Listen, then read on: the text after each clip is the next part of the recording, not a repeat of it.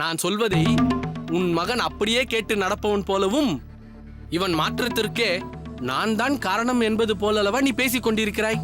நான் சொல்லிதான் இவன் காவி உடுத்திக் கொள்வான் என்பதில்லை.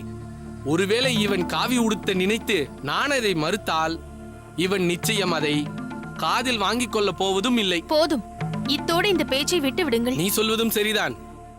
கோவிந்தா, நான் கேட்ட கேள்விக்கு நீ இன்னும் பதில் சொல்லவே இல்லை. நீ எங்கு செல்ல மூட்டை கட்டுகிறாய்? திருப்புட்குழிக்கு செல்லத்தான் ஆயத்தப்படுத்திக் கொண்டிருக்கிறேன். திருப்புட்குழிக்கா? எதற்கு? இது என்னப்பா கேள்வி? திருப்புட்குழி பாடசாலைக்கு வித்தியை கற்பதற்கு அடியேன் போவது வாடிக்கைதானே? உன் வாடிக்கையான விஷயங்களை நான் அப்படியே வேடிக்கை பார்த்து கொண்டிருப்பேன் என்று நினைத்தாயோ? திருப்புட்குழிக்கு போவது சரிதான், ஆனால் மூட்டையுடன் அங்கேயும் செல்ல வேண்டும். பிறகு ஒரு வாரத்திற்கான துணிமணிகளை அடியேன் எடுத்துச் செல்ல வேண்டாமா? அடியேன் அங்குதானே தங்கி படித்துக் கொண்டிருக்கிறேன். அது பழைய கதை. இனி நான் சொல்வதை கேள். நீ திருப்புட்குழிக்கு போ, ஆனால் உன் துணிமணிகள் அங்கு செல்ல வேண்டிய அவசியம் இல்லை. பிறகு இங்கு மதுரமங்கலத்திலிருந்தே நேரடியாக திருப்புட்குழிக்கு சென்று படித்துவிட்டு வர வேண்டும் என்கிறீர்களா? அது எப்படி சாத்தியம்? அது சாத்தியமில்லை என்றும் மதுரமங்கலத்திலிருந்து திருப்புட்குழி வெகு தூரம் என்றும் எனக்கு நன்றாக தெரியும். அதனால் நான் அதை சொல்ல வரவில்லை. வேறு எங்கிருந்து செல்ல வேண்டும் என்கிறீர்கள்? காஞ்சிபுரத்தில் தங்கிக் கொண்டு திருப்புட்குழிக்கு செல் என்கிறேன். அப்பா, அடியேன் சொல்வதை தயவு செய்து புரிந்து கொள்ளுங்கள். காஞ்சிபுரத்தில் திருக்கச்சி நம்பி சுவாமிகள் மடத்திலிருந்து திருப்புட்குழிக்கு சென்று வருவதில் சில சிக்கல்கள் இருக்கிறது. சிக்கல் யாருக்கு? உனக்கா அல்லது திருக்கச்சி நம்பி சுவாமிகளுக்கா? சரி, அது போகட்டும். இனி நீ காஞ்சிபுரத்தில் மடத்தில் தங்க வேண்டாம். அகத்தில் தங்கியபடி பாடசாலைக்கு செல்லலாம். அகத்திலா? யார் அகத்தில்? ராமானுஜனின் அகத்தில். காஞ்சிபுரத்தில் தானே உன் பெரியம்மா காந்திமதியும் இருக்கிறார்.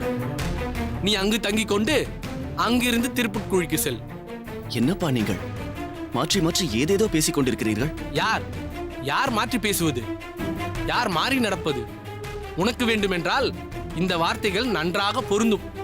முன்பு மயூரவண்ணன் சுவாமிகளிடம் சென்று ராமானுஜன் அங்குதான் படிக்கிறான், நானும் அவனுடனே படிக்கிறேன் என்று ஸ்ரீபெரும்புதூருக்கு சென்றாய். பிறகு திருப்புட்குழிக்கு அண்ணா செல்கிறான், நானும் அங்கு சென்றுதான் படிப்பேன் என்றாய். நானும் உன்னை அங்கு கொண்டு சென்று சேர்த்து விட்டேன். காஞ்சியில் திருக்கச்சி நம்பி சுவாமிகள் மடத்தில் தங்கி ராமானுஜனோடு திருப்புட்குழி சென்று படித்தவன் பிறகு அங்கிருந்து மாறி திருப்புட்குழியிலே தங்கும்படி மனதை மாற்றிக்கொண்டாய். இப்படி மாறி மாறி நடந்து கொள்வது நீயா அல்லது நானா? இன்னும் உன் பல மாற்றங்களை என்னால் பட்டியலிட்டு சொல்ல முடியும். அப்பா, கோபப்படாமல் அடியேன் சொல்வதை சற்று கேளுங்கள். அடியேன் திருப்புட்குழியிலேயே என் ஆசானுக்கு அருகிலேயே தங்கினால்தான் பல சந்தேகங்களை கேட்டு தெளிவு பெற முடியும். அதனால்தான் திருப்புட்குழியிலேயே தங்குகிறேன் என்று சொல்கிறேன். தேவையில்லை. மற்ற மாணவர்கள் என்ன தெரிந்து கொள்கிறார்களோ அதை நீ தெரிந்து கொண்டால் போதும். முக்கியமாக ராமானுஜன் என்ன தெரிந்து கொள்கிறானோ அதை மட்டும் நீ தெரிந்து கொண்டால் போதும். என்ன புரிகிறதா? அப்பா, அடியேன் என்ன சொல்ல வருகிறேன் என்றால், உன் விளக்கம் ஏதும் எங்களுக்கு தேவையில்லை. எல்லாவற்றையும் உன் விருப்பப்படியே செய்து கொண்டிருக்க முடியாது. உன் அப்பா சொன்னவை அனைத்திலும் நியாயம் இருக்கிறது. நீ அப்படியே செய். மேலும் பெரியம்மா பெரியப்பாவை இழந்த மனோவியாகுலத்தில் இருக்கிறார். நீ அங்கு சென்று தங்கினால் சற்று அதிலிருந்து விடுபட்டு சகஜ நிலைக்கு மாறுவார். அது மட்டுமல்ல, நீயும் அவர்களுக்கு கூடமாட ஒத்தாசையாக இருக்கலாம். அகத்தில் அமுது செய்வதால் உன் தேக ஆரோக்கியமும் நன்றாக இருக்கும். எப்படி பார்த்தாலும் நீ காஞ்சிபுரத்தில் பெரியம்மா அகத்தில் தங்கிக் கொண்டு அங்கிருந்து திருப்புட்குழிக்கு செல்வதுதான் சரியாக இருக்கும். என்னம்மா இது? நீங்களும் அப்பா சொல்வதை போல் அதையே சொல்கிறீர்கள். அடியேன் திருப்புட்குழியிலே தங்கிக் கொள்கிறேன் அம்மா. கோவிந்தா, இறுதியாக, ஏன் உறுதியாக சொல்கிறேன், நீ காஞ்சிபுரத்தில் பெரியம்மா அகத்தில் தங்கிக் கொண்டுதான் நீ பாடசாலைக்கு சென்று வர வேண்டும். இல்லை, நான் திருப்புட்குழியிலே தான் தங்குவேன் என்று நீ சொன்னால் உனக்கு அப்படிப்பட்ட படிப்பே தேவையில்லை, நிறுத்தி விடுவேன். நாளையிலிருந்து நீ என்னோடு யாகத்திற்கு வந்து சடங்குகளை கற்றுக்கொள். என்னப்பா சொல்கிறீர்கள்? இதுதான் என் முடிவு. என்னோடு யாகத்திற்கு வரப்போகிறாயா அல்லது ராமானுஜனின் அகத்தில் தங்கி பாடசாலைக்கு போக போகிறாயா? நீதான் முடிவு செய்ய வேண்டும். அம்மா,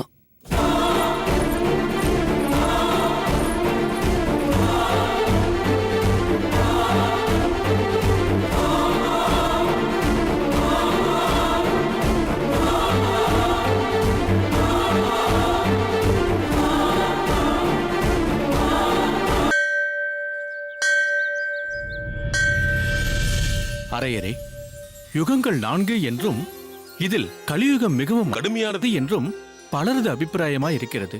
எதனால் இப்படி சொல்கிறார்கள்? முதல் யுகமான கிருத யுகத்தில் சாத்வீகமான குணம் அனைவருக்கும் மேம்பட்டிருந்தது. தியானமே பிரதானமாக இருந்தது. பிறகு திரேதா யுகம் ஏற்பட்டது. இதில் சத்வகுணத்தோடு ரஜோகுணம் சேர்ந்து கொண்டது. ஆகவே 1/4 பங்கு தோஷம் கொண்டதாயிற்று. இந்த திரேகா யுகத்தில் யாகமே பிரதானமாக இருந்தது. அதன் பிறகு ஏற்பட்ட துவாபர யுகத்தில் சாத்வீக குணம் குறைந்து ராஜச குணமும் தாமசம் என்னும் மயக்க குணம் சேர்ந்து கொண்டது.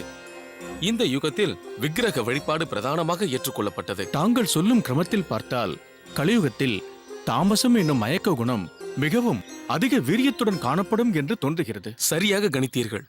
ஒரு சமயம் இக்கலியுகத்தை நேரில் காண வந்த நாரதர் இங்கு காணப்படும் நிலையை கண்டு மனம் விரும்பினார். தான் கண்டதை சனத்குமாரர்கள் முதலியவர்களிடம் சொல்லி மிகவும் வருத்தப்பட்டார். எங்கும் உண்மை என்பதே இல்லை. தவமியற்றுதல், சுத்தத்தை பேணுதல், இரக்கம் காட்டுதல், மனம் விரும்பி பிறருக்கு தானம் கொடுத்தல் என்பவை மருந்துக்கு கூட இல்லையே. எல்லோரும் வயிற்றை நிரப்புவதிலேயே குறியாக இருக்கிறார்களே என்று புலம்பி தள்ளிவிட்டார். மேலும் நல்லவர்கள் என சொல்லப்பட்டவர்களே பகவானையும் அவனது பூஜைகளையும் வெறுக்கிறார்கள். பற்றற்றவர்கள் என புகழ் பெறுபவர்களே பற்று நிரம்பியவர்களாகவும் பெண் பித்தர்களாகவும் காணப்படுகிறார்கள். தம்பதிகளுக்குள் ஒற்றுமை இல்லை என்று பலவாறு புலம்புகிறார் நாரதர். அதனால்தான் கலியுகம் கண்டு பயம் ஏற்படுகிறதா? ஆனால் நீர் சொல்வதை ஒன்றும் மறுப்பதற்கில்லை. ஏன் அன்னத்தை கூட விலைக்கு விற்கிறார்களாமே? என்னவென்று சொல்வது?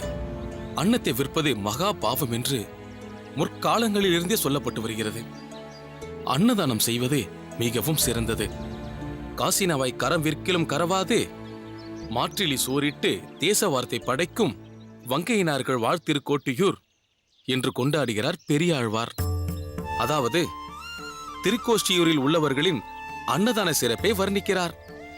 பண்டிதர்கள் வேதத்தை விலைக்கு விற்பது, வீண் பகட்டுக்காகவும் புகழுக்காகவும் பூஜை நடத்துவது என்று பல கேட்டறியாத தோஷங்கள் இக்கலியுகத்தில் பீடித்திருக்கிறது. கலியுகத்தில் எல்லா அம்சங்களும் நிறைந்திருந்தாலும் அரிசி இல்லாத நெல் போல சாரமற்றவையாக இருக்கின்றன. ஏன் அன்னத்தை சொல்கிறீர்? எதிர்வரும் காலத்தில் ஜலம் கூட விற்கப்படலாம்.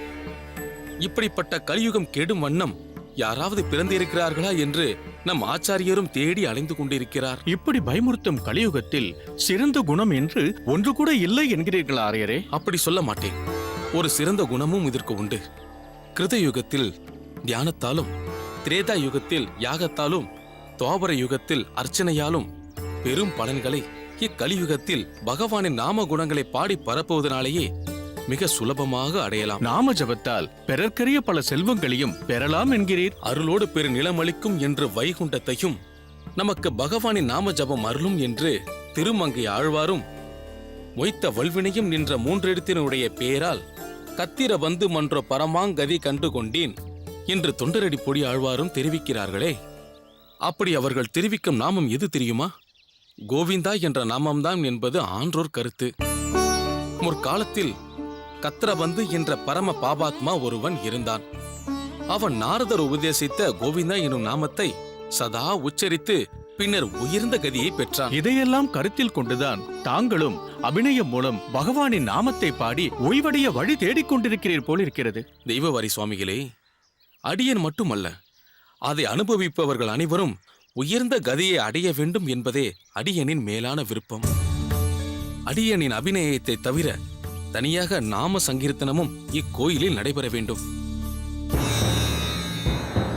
அனைவரும் தமிழ் திராவிட வேதத்தை பாடி பகவானோடு சுகித்திருக்க வேண்டும். திருவரங்க அரையரே,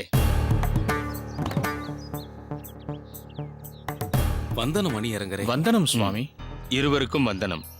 என்ன பலமான ஆலோசனை ஏதோ போய்கொண்டிருக்கிறது போலிருக்கிறது? வேறொன்றும் இல்லை சுவாமி. கோயிலை பற்றியும் இங்கு மேற்கொண்டு நடக்க வேண்டிய பல சேவைகளை பற்றியும் உரையாடிக் கொண்டிருந்தோம்.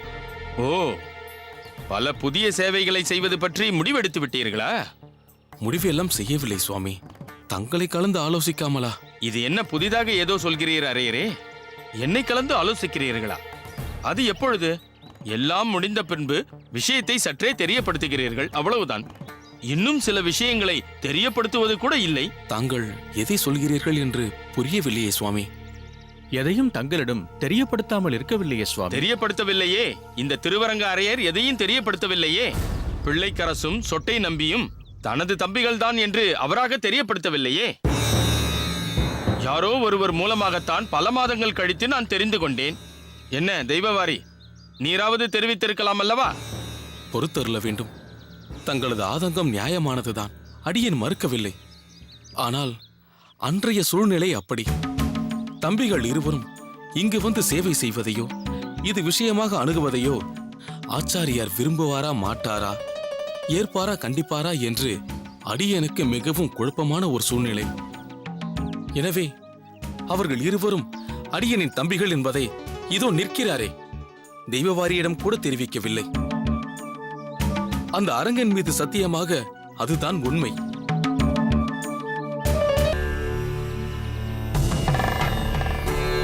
மற்றபடி எந்த உள்நோக்கமும் இல்லை சுவாமி.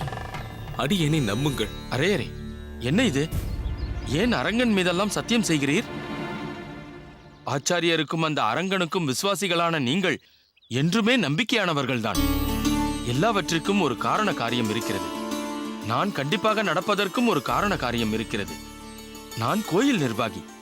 எல்லோரிடமும் பச்சாதாபமாக இருக்கிறேன் என்று வைத்துக் கொள்வோம். பிறகு அதை பலரும் தங்களுக்கு சாதகமாக பயன்படுத்தி கொண்டு வளைக்க பார்ப்பார்கள். ஆனால் நான் உங்களை அப்படி சொல்லவில்லை. ஆச்சாரியாரின் நேரடி சீடர்களான உங்கள் யார் மீதும் எனக்கு எந்த கோபமும் இல்லை.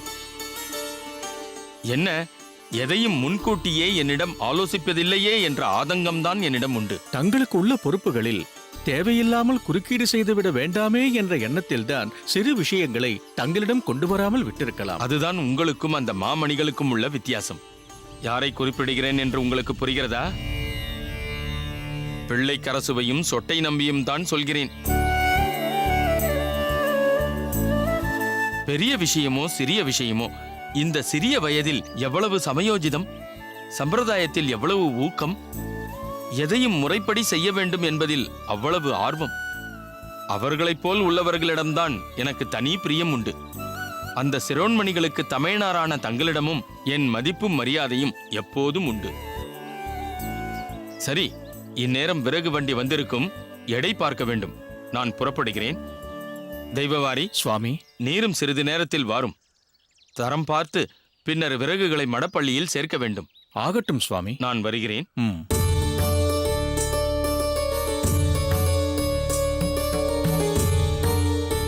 அரையரே, இவர் ஒரு புரியாத புதிர்தான். ஆனால் எனக்கு ஒன்று புரிந்துவிட்டது. என்னது அரையரே? கலியுகத்தில் எதிர்பார்க்காததும் நடக்கும் என்பதுதான் அது. ஒரு வழியாக காஞ்சிபுரம் சூழலுக்கு உங்களை பழக்கப்படுத்திக் கொண்டு விட்டீர்களா? ஏதோ மனதை தேற்றிக்கொண்டு காலத்தை கடத்திக் கொண்டிருக்கிறேன். ஸ்ரீபெரும்புதூரில் இருக்கும் சௌரியங்கள் இங்கேயும் இருக்கிறதல்லவா? எனக்கென்னவோ இங்கே இருக்கும் கிணற்று தண்ணீர் தான் இன்னும் இனிமையாக இருக்கிறது என்று தோன்றுகிறது. அதேபோல் கடைகளும் அருகாமையிலேயே இருக்கிறது. மளிகையெல்லாம் பொன்னுசாமியின் கடையில் தானே வாங்குகிறீர்கள்? விசாரித்ததில் அந்த கடைதான் மிகவும் பிரசித்தி என்று கேள்விப்பட்டேன். அக்கம் பக்கத்தில் இருப்பவர்களிடம் பழக ஆரம்பித்து விட்டீர்களா?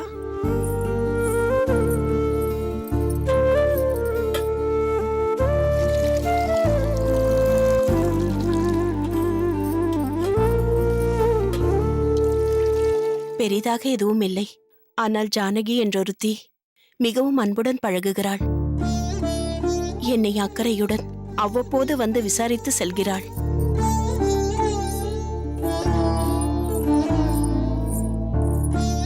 இந்தாருங்கள் அப்பா.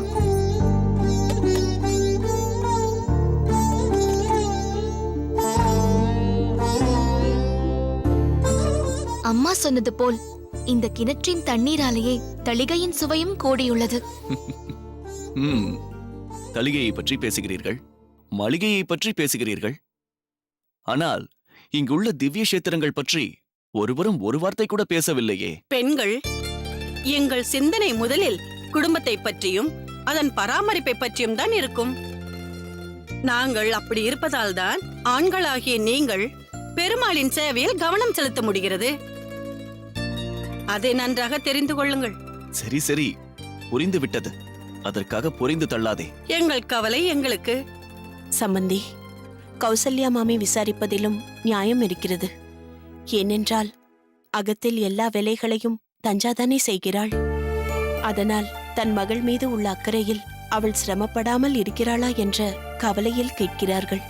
அப்படியெல்லாம் இல்லை. அந்த எண்ணத்தில் எந்த தவறும் இல்லை. இதுவே நான் புருஷமங்கலம் சென்றால் பூமாவின் அக்கறையை மனதில் கொண்டுதான் பேசுவேன். இது மனித இயல்புதான்.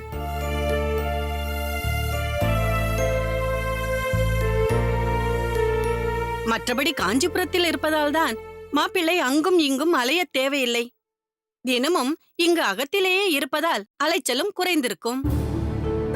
என்ன தஞ்சா, மற்றபடி இங்கு எல்லாம் சௌகரியமாகத்தானே இருக்கிறது. சௌகரியம் என்றால் எந்த சௌகரியத்தை பற்றி கேட்கிறாய்?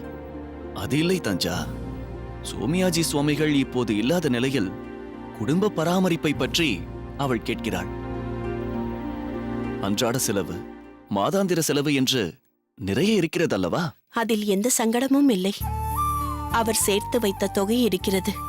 மேலும் வருடத்திற்கு தேவையான நெல் மூட்டையும் மற்ற தானிய வகைகளும் எங்களுக்கு இருக்கும் நிலபுலன்களிலிருந்து வந்து கொண்டுதான் இருக்கிறது.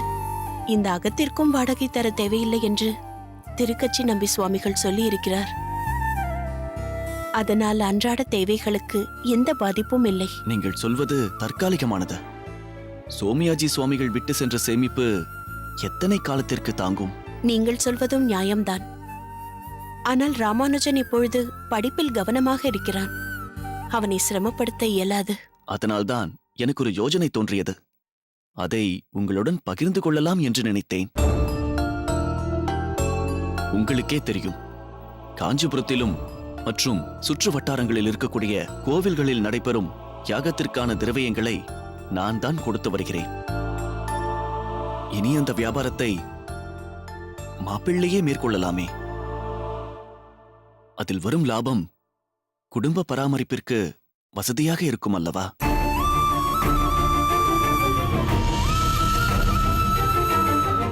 நாம் இருவரும் சற்று ஒதுங்கி இருப்பதே நல்லது.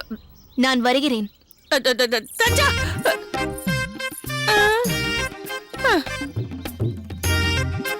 மாறிவிட்டாள். தஞ்சா ஏகத்திற்கும் மாறிவிட்டாள். நிறைய பாசிட்டிவ் கேரக்டர்ஸ் இருக்கிறதுனால படம் முழுவதும் ஒரு சந்தோஷ சூழல் உருவாகுது. அதனால் ஆண்டவன் கட்டளை வெற்றி கட்டளை.